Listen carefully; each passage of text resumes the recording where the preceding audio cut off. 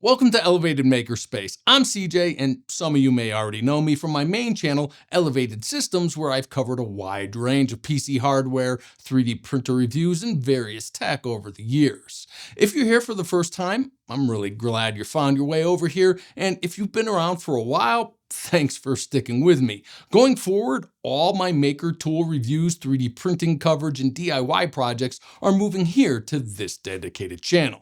Either way, I want to take a few minutes to explain what this channel is about, how I approach reviews, and what you can expect if you decide to hang around, because Elevated Makerspace is a little different from most of what you'll find in the maker and 3D printer space on YouTube.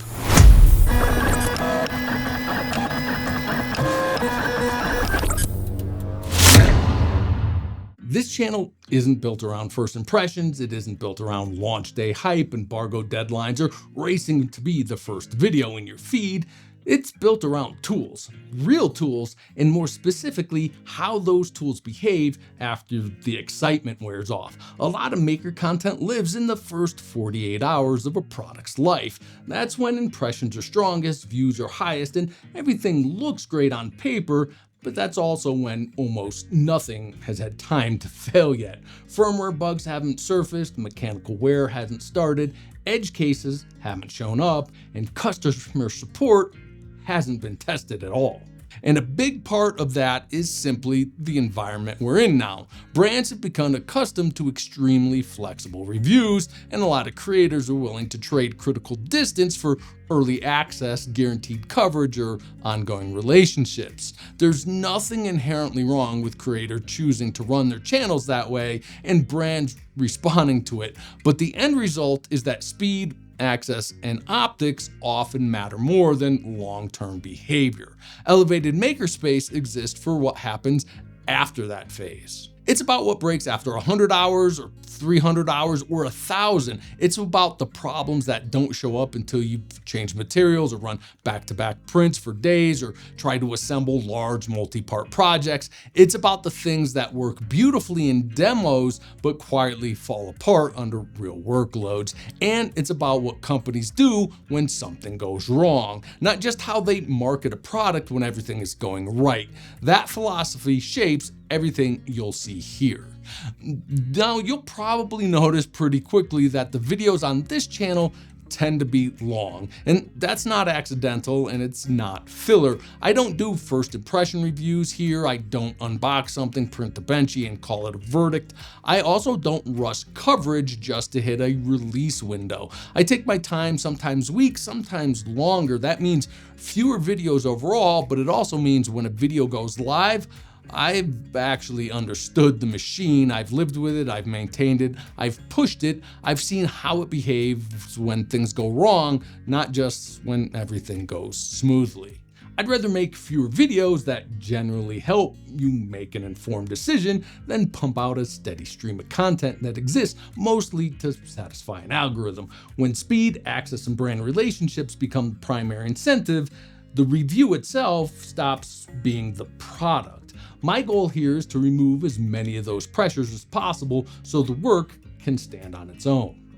You'll also notice that my reviews often include educational detours. I'll pause to explain why something matters, not just whether it worked, why peel forces affect dimensional accuracy, why layer stress accumulates over time, why certain mechanical designs sound impressive on a spec sheet but don't actually change outcomes in real-world use, why a small firmware bug can turn into a major reliability issue during long prints, and that educational angle isn't something I consciously switch on and off for YouTube. It's just how I'm wired. By training, I'm an electronics engineer. Long before I was making videos, I was designing and building systems. That means digging into schematics, understanding signal paths, power delivery, motor control, thermal behavior, and firmware interactions. When I look at a machine, I don't just see a finished product. I see design decisions, trade-offs, constraints, and sometimes the exact reason of failure was inevitable.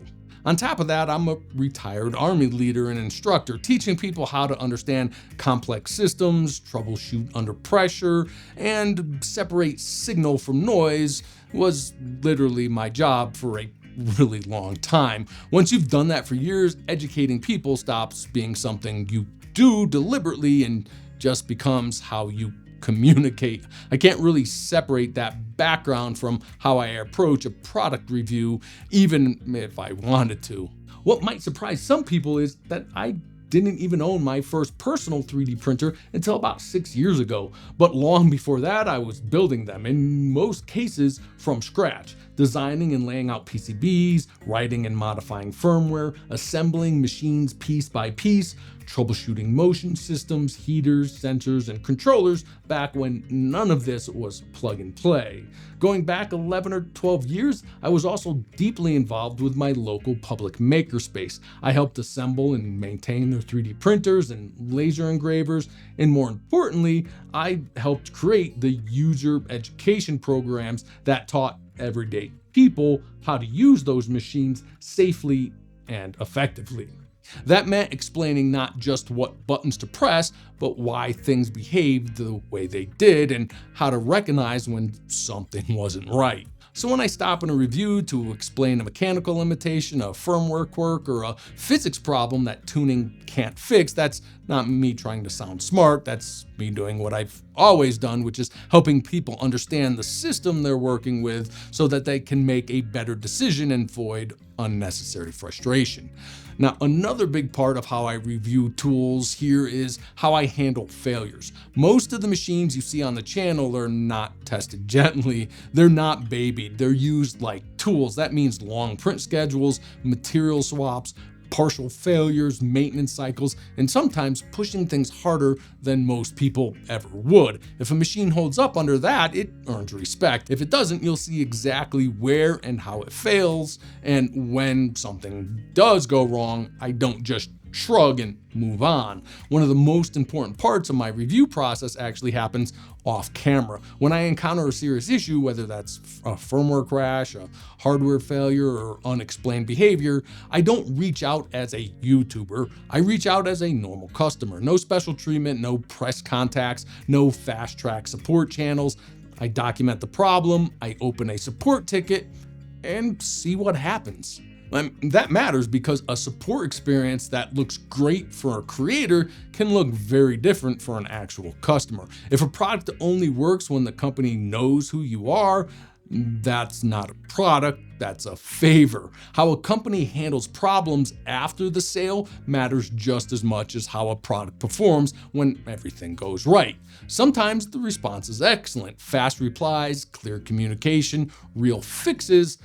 Sometimes it isn't. Either way, that experience becomes part of the review because it's part of ownership. You'll also notice something that's intentionally missing from these videos. There's no hype segments, no talking points, no this changes everything moments, no pressure to buy or upgrade. And that's because I'm not here to sell you anything. I'm here to help you understand what you're buying. That means showing trade-offs, explaining limitations, acknowledging when something isn't for everyone, and resisting the urge to turn every review into a recommendation. Some tools are great, but only for specific users. Some are deeply flawed, even if they look amazing online, and some are generally impressive but come with a cost you should know about up front. My job is to surface that information clearly and honestly and not push you towards a purchase.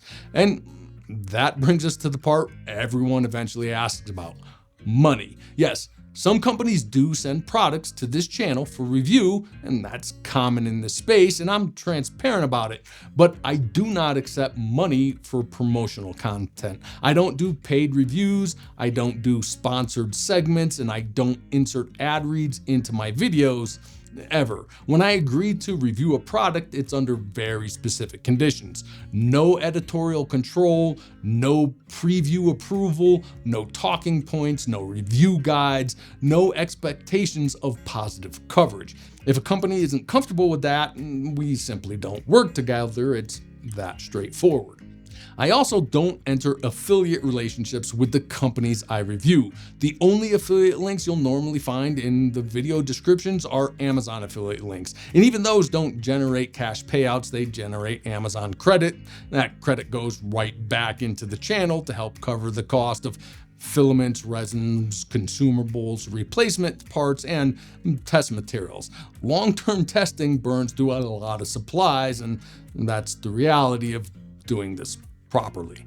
Now, there is one exception to the rule, and I want to be upfront about it. On rare occasions, a company may require the use of an affiliate link in order to also provide a discount code specifically for you. And that has only happened twice. In both cases, I donated every dollar of those proceeds directly to my local public makerspace. If an affiliate link is ever used for a discount like that, I'll be clear about it and you'll know exactly where that money went. In many cases, what looks like an affiliate link is actually just a tracking link used by the brand to see whether my video is driving traffic to their site. It's also one of the metrics they use to decide whether they'll send me a machine in the future, and in many cases, based largely on my review style, the answer is no. For that reason, most of the machines you see on this channel are gonna be purchased out of pocket. I currently have an Anycubic Cobra X, a Creality Spark i7, and a Snapmaker U1 on order, all bought with my own money and awaiting arrival. That means I'm not first with the review and I'm not landing day zero videos. And that's okay, because rather than reviewing a half-baked printer, often with hardware that may still change and firmware that definitely will before it ever reaches the public, I'm reviewing an actual retail machine, the same exact version you'll get if you buy it yourself. Now, this approach isn't the fastest way to grow a channel, and it isn't the most algorithm friendly, and it definitely isn't the easiest, but it creates something that's rare in the makerspace, and that's trust. You don't have to wonder whether I'm holding something back. You don't have to guess why a flaw wasn't mentioned, or you don't have to decide whether enthusiasm is genuine or sponsored. If something works, you'll see why. If something fails, you'll see how and whether it can realistically be fixed. And I don't think this problem is going away on its own. If anything, it's getting easier for money, access, and influence to shape coverage. So the only real solution I see is opting out of that system as much as possible and being clear about what that means. And that kind of independence has to be supported somehow. If this approach resonates with you and you want to support the channel directly, I do have a Patreon, and there's a link to it down in the description. Patreon is the best way to support what I do here without ads, sponsors, or compromises, and it makes these longer, slower, more in-depth reviews possible. It's also where everything lives in one place. All the videos from all my channels are there, along with updates of what I'm currently testing, what's coming next, and what's actually on the bench. No algorithms, no guessing, just a direct line to the work. Supporting me there helps keep this channel independent, and it helps ensure that I can continue doing things the way I've always done them, with real testing, real usage, and honest conclusions. Elevated Makerspace isn't built around hype cycles. It's built around curiosity, skepticism, practical experience, and people who actually use their machines. This channel is for makers who care about reliability, builders who push equipment hard, hobbyists who don't want to waste money, and professionals who need tools, not toys. You don't have to agree with every conclusion, and you don't have to buy what I review, but if you value depth over speed and honesty over excitement and information over persuasion, you'll probably feel at home here. Going forward, you can expect fewer videos, longer reviews, real workloads, clear expectations, and continued independence. Some reviews will be glowing, some will be critical, most will land somewhere in between, and when something changes, whether that's firmware updates, hardware revisions, or long-term fixes, I'll revisit it because tools evolve and coverage should too. If you made it this far, thank you for listening. Elevated Makerspace exists because I believe the maker community deserves better than surface level reviews and launch day noise. It deserves context, it deserves patience, and it deserves honesty. If that sounds like something you value, consider subscribing, not because I need numbers, but because it helps this kind of content continue to exist. And if you're already part of this community, welcome back. Now let's get back to making and actually understanding the tools we use.